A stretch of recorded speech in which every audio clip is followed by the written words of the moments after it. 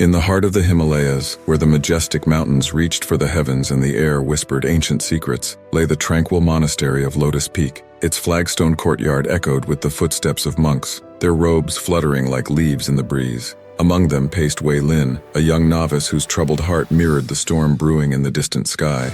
Wei Lin's steps were restless, his mind clouded with doubts and fears. He felt as though he stood at the precipice of a great chasm, teetering on the edge of something vast and unknowable. With a heavy sigh, he turned to face Master Wei, the aged monk whose gentle wisdom seemed to encompass the very essence of the mountains themselves. "Master," Wei Lin began, his voice trembling with uncertainty, "I fear that I have squandered the precious gift of my essence. I feel as though I am adrift, lost in a sea of my own inadequacy. Is my life meaningless now?"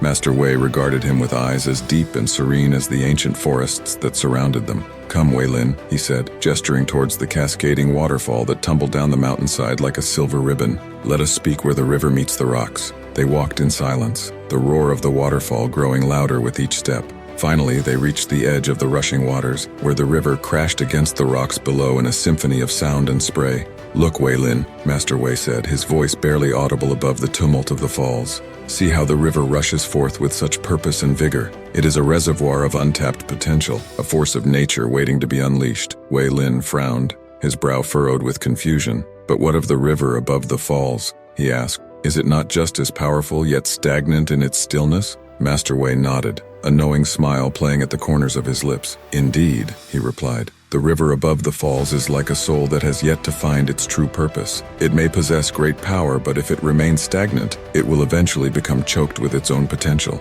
"But what of the falls themselves?" Wei Lin pressed, his eyes searching Master Wei's face for answers. "What becomes of the water when it plunges into the abyss?" Master Wei's smile widened, his eyes alight with understanding. "The falls are a testament to the transformative power of channeling one's energy towards a greater good," he said. "When the water plunges, it nourishes the valley below, bringing life where there was only dust. It becomes a part of something grander than itself." Wei Lin's heart swelled with realization, a sense of clarity washing over him like the cool mountain breeze. "So, even if I have not used my essence in the traditional way," he began, his voice filled with newfound hope, "it does not mean that it is wasted." Master Wei laid a hand on Wei Lin's shoulder, his touch as gentle as the first rays of dawn. "There are many ways to contribute, Wei Lin," he said. "Your compassion, your strength, your very presence can water the gardens of the world. True waste lies not in how you channel your energy, but in letting it stagnate within you." With those words, Wei Lin felt a weight lift from his shoulders, as though the burdens of doubt and fear had been washed away by the rushing waters of the falls.